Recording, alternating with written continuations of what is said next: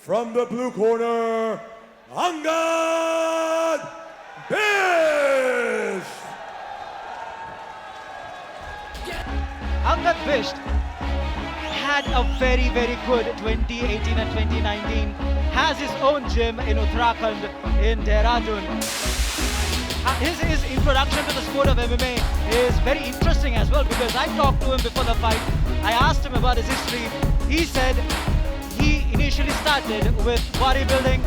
He wanted to get into fitness, but that resulted in him transitioning to mixed martial arts. Yeah, and you know, this week leading up to the fight, he seemed very focused on his preparation ahead of this fight. I think he's taking... We can also see the keys to victory here. Great ground game, powerful takedowns, will look for an early submission. Angad Bisht primarily is a wrestler, has a wrestling base. He also teaches jiu-jitsu in his gym. Yeah, I would expect this fight to go to the ground, knowing the two fighters. However, the interesting thing also is Dhruv is very well-rounded. His last fight that happened in Matrix Fight Night 1 ended with a submission, with Dhruv picking up the win. Yeah, and it's funny, talking to Dhruv over the last couple of days, he's had 3 different game plans in terms of how he's... Now we go to Jared inside the cage for the introductions. And now, his opponent, fighting out of the red corner, Dhruv Chaudhary! Dhruv Chaudhary obviously is a fan favorite here. The crowd absolutely loves him. He's currently training out of the Matrix, MMA Matrix gym in Bombay. However, he has fought in SFL here. One of the most crowd-pleasing fighters. Oh yeah, definitely some personality here, which you gotta love. It's great for the sport. The crowd, the fans love fighters like this that add a little flair as they come into the ring. And he looks focused here. As I started to say before, talking to him this week and leading up to the fight, he's articulated 3 different game plans. So we don't know how this fight's gonna start, how they're gonna approach it. Right, now we look at the keys to victory for Dhruv Chaudhary. He's a strong kickboxer, good in the clinch, and can finish anywhere. As I said, he's a well-rounded fighter. The last fight that we saw of Dhruv Chaudhary finished with him submitting his opponent, so he's no slouch on the ground either. Right. I would expect this fight to go to the ground early. I think Angad wants to prove himself, wants to, you know, especially on this stage, I think he's gonna come out aggressive. He wants to redeem himself for the last fight. Right, so Dhruv Chaudhary essentially beat Angad last year. Angad would be looking for retribution. This is going to be a very interesting featherweight affair. Yeah, 2 real exciting fighters. Now we look at the tail of the tape between Angad and Dhruv Chaudhary.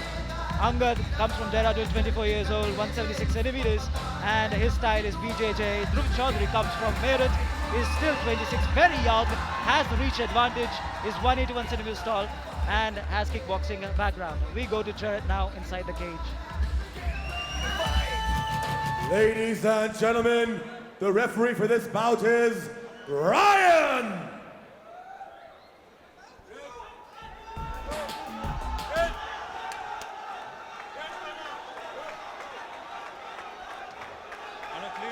Follow my instructions at all times. When I say action, action, stop, stop. Okay, let's keep it clean. Touch gloves if you'll want. Back. There's a lot of support for both the fighters. Obviously, Angad is also one of the most popular fighters in Delhi. An interesting thing that we should mention for this fight is their last fight ended with Dhruv putting Angad to sleep. While Angad comes from a BJJ and wrestling base, it was Dhruv Chaudhary that picked up the win with a submission. Yeah, it sounded like it was a standing submission too. We'll see with his reach advantage and his kickboxing skills if he tries to keep this fight upright. And here we go.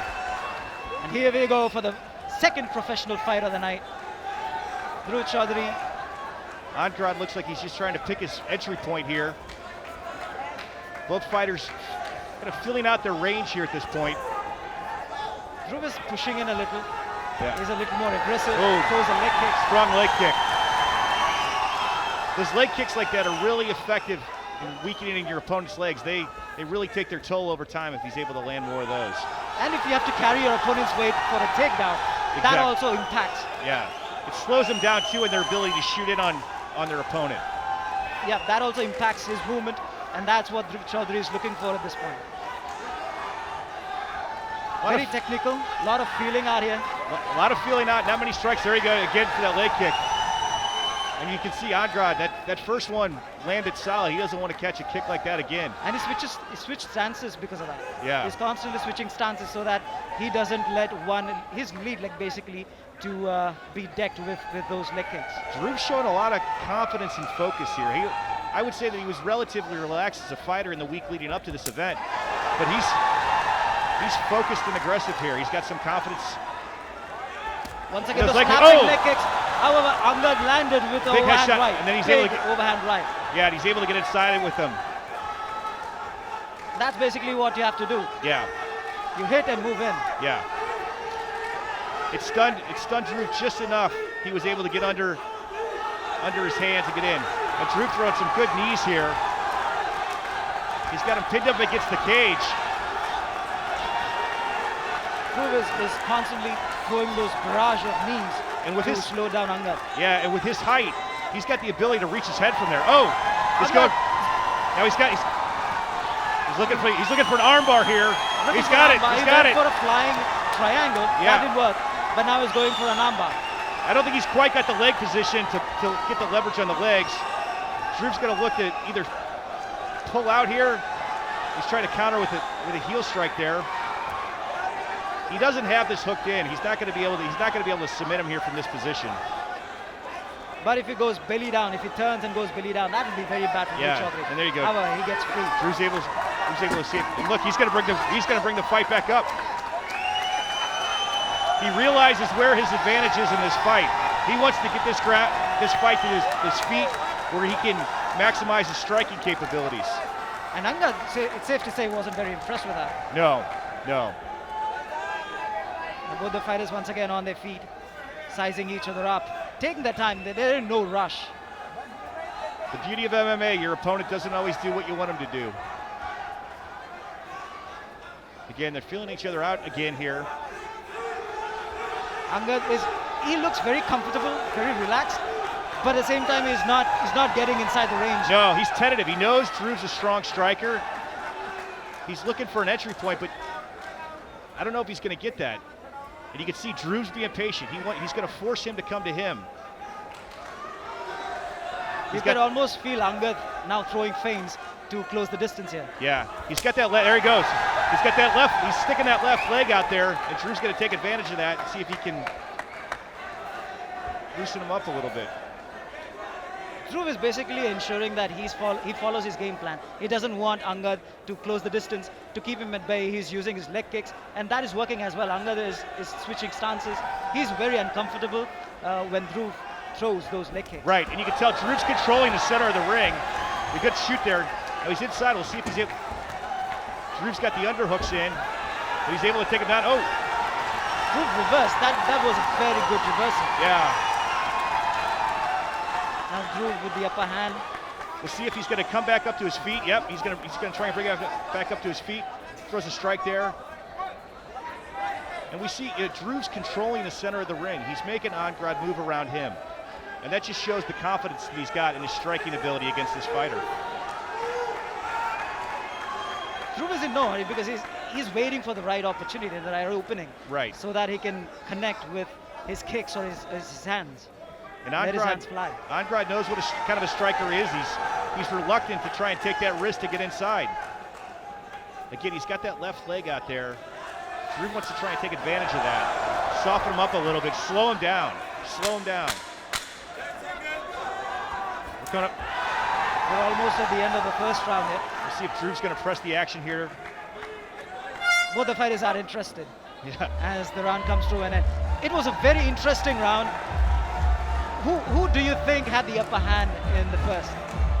I'd have to give the upper hand to Dhruv in this round. He controlled the center of the ring. He was very effective in his defense when the fight did go to the ground, and he was effective in his striking. And Angad nearly secured the win there.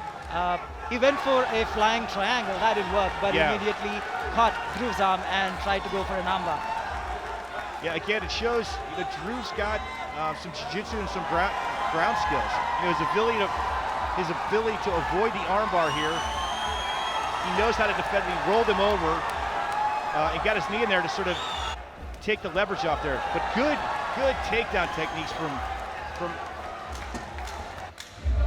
Angad.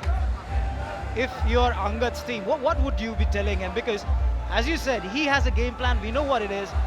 But Dhruv is not going to let him inside that range, that striking distance or for a clinch or a takedown that easily. If I'm Angad's corner, I'm telling him to go in aggressively. While Drew's got good strikes, we don't know how much power he's got.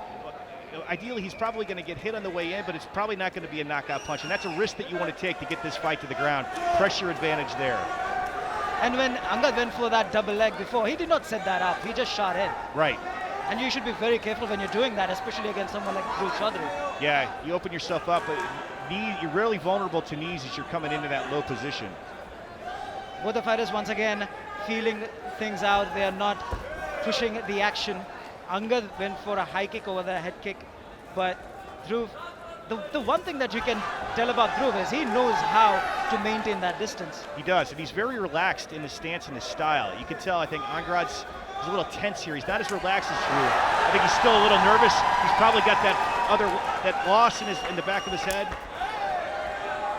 Dhruv is basically standing at the outer edge of the striking range. Yeah. Because Angad just ate the end of Dhruv's hand. Another effective leg kick. That's the third hard leg kick he's taken to that left leg, and that's really going to start to weigh in on him. Again, Dhruv coming in. Nearly tagged him. Nearly tagged Angad. Again, he's patient. He's waiting for his opponent to make a mistake, and then trying to capitalize on it. Now Angad has Dhruv cornered against the Oh, fence. big right hand from Dhruv there. Now what Dhruv connected while Angad tried to come in. He did. Oh, good effective knee to the head there. Big knee to the head. Some good striking by Angad though. Drew's definitely pressing his reach advantage. Now he's not controlling the center of the ring in this round like he did in the first round. He's actually moved. Angad caught him. Angad caught him with a big overhand right there. And now he's trying to stick a guillotine choke here. Can't see if he's got his hands locked together, but he's got no leverage. Yeah, still did not have that same strength. But he's got to pin against the fence. He's going to try and slide his legs out and move to a full mount. Let's see if he's able to do that here. Drew's in a tough position here. Now he's using the fence to climb his way out, which is really a sign of a mature fighter. As you said, Angad was taking his time, was setting things up. Now he's in a dominant position. And we're going to see him work his ground game. We're going to see a difference here between the way the pros work their ground game and the way the amateurs do. Both are working effectively. Again, Drew's being patient here, but he's looking for maybe a Kimura or an armbar, just waiting for his opponent to give him a limb that he can take advantage of here. He's controlling Angad's hands as well while using his guard. But we don't see some of that panic clinching body locks of your opponents that we saw in the earlier fights. He's going to look to work this position. And for a lot of people who are new to MMA, you know, the guard position in the bottom of on a ground game like this is actually not a bad position to be in. You can actually work submissions from here. You can actually strike effectively sometimes. Angad's trying to pass that guard here. He's got him in side control now. Excellent transition. Side control. But Drew wants to turn into his opponent here. So tell me this, John, how difficult is it for Dhruv working against someone that lives and breathes BJJ? It's very tough. Because what you see a lot, not only is it the strength of your opponent, but in a lot of cases the technique is just as important. And here, he's dealing with a strong opponent that's got a lot of experience. And again, good up kick there.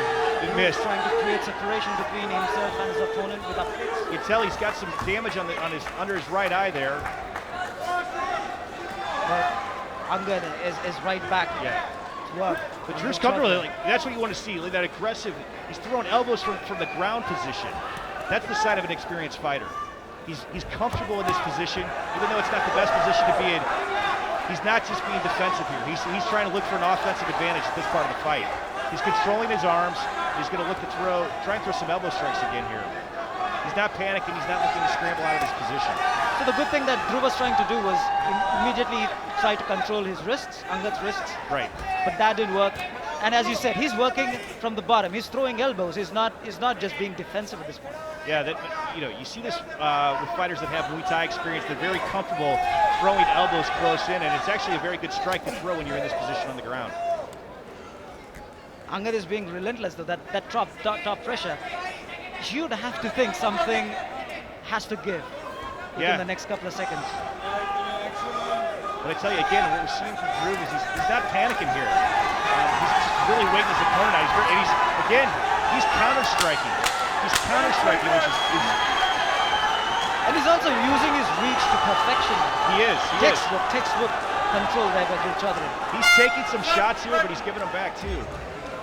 And that brings us to the end of round 2. We talked about how Angad needs to step up in the second round, and he certainly has done that. I think he did that. You're quite right. So it's hard. I think that round, you're going to have to give that round to Angad. He was good at getting Dhruv to the ground, controlling the situation. He was effectively striking from the top position. In the first round, I think Angad was a little jittery in moving forward because Dhruv was using his leg kicks to keep him at bay. Yeah. But I think in the second round, Angad was more successful in closing that distance. Yeah, and I think he finally got comfortable with getting hit a few times. You realize that you can take the hits and keep coming at your opponent, and that's exactly what he did in that round. Very strong round there for Angad Bisht. Yeah. We have the third round coming up, and if we are being objective here, you could say it's even Stevens going into the third. I think it's even. This round's going to determine the fight. And this is a grudge match, as we previously discussed. So Angad going into the third would feel confident because of the second round. Yeah, he was more dominant. He should, and you can tell by the way he's carrying himself here in the corner. He looks like he's ready to go. I would expect him to not be as tentative as he was in the first round, in the first part of the second round. Angad seems to be sporting a bruise under his right eye. Yeah. Again. That's because of those elbows from the bottom. Yeah. And again, Dhruv's going to try and keep this fight on its feet. Angad's a little tentative here, but he's moving in. Again, now he's controlling the center of the ring. The fans obviously split down the middle. Oh! Dhruv going for the head kick there. He's got that leg out there. It'll be interesting to see. I mean, he's ripe for a leg kick there to see if he can slow his opponent down. Dhruv's finding his reach. Now he goes. You can tell by the way he's throwing those punches, though. The fatigue's starting to set in here. And Angad, as he said, he was being kept on the outside of the pocket. Yeah. Now he's more comfortable coming in. Yeah. He's standing right in front of Strong the leg kick from Dhruv there, though. Oh, big left hand going in. It gets him inside. He's got the single leg and he takes him to the ground.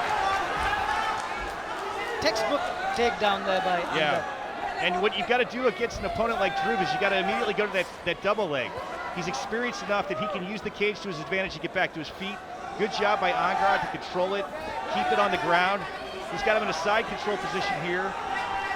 But Dhruv's doing the right thing in terms of turning into his opponent to escape. And Dhruv is a veteran. Dhruv is a veteran. He knows how to use that cage. Yeah. How to use that fence. You really see that in the way he's handling himself on the ground, the way he's counter-strike with his elbows. He's doing it again here. He's using his leverage to push his opponent away and then create space to throw those elbows. He's doing everything he possibly can to ensure that Angad doesn't secure a top mount, or is not in a controlling position where he can go for a submission. Right, and Angad's he's not doing as much to push his advantage from the top. He's trying to stand up in order to try and get to a full mount. He's not doing anything in terms of pushing on his opponent's hips, trying to open that guard up and move to one side or the other. And this is where you see the fatigue setting in. Dhruv's doing a good job of working his feet from that full guard, holding his opponent off here. Again, creating space to throw those elbows. But while Dhruv is really good in his defensive guard, Angad is really aggressive. Oh, he is. We have reached the half point of the final round, and once again you could say it was all Angad that was being the being the one that was pushing the action. Yeah, I agree, and he's got him rolled over here. He's got him, oh, now he's got his back. He secured his back, cinched in the hooks. He's going for the He's rear going to work naked that choke. naked choke. But Dhruv's controlling his hands. You're going to see, if he's unable to sink that choke right away, I would expect him to strike, get his opponent to try and protect his head, and then look to sink that rear naked choke in But again. this is a very bad position for Dhruv Chaudhary because, as we discussed, BJJ is what Angad lives and breathes. That's all he does. Right. But he's in a high mount on his back. He runs the risk of allowing Dhruv to slip out from underneath. And what we see from him the whole fight, even in bad positions, he hasn't panicked.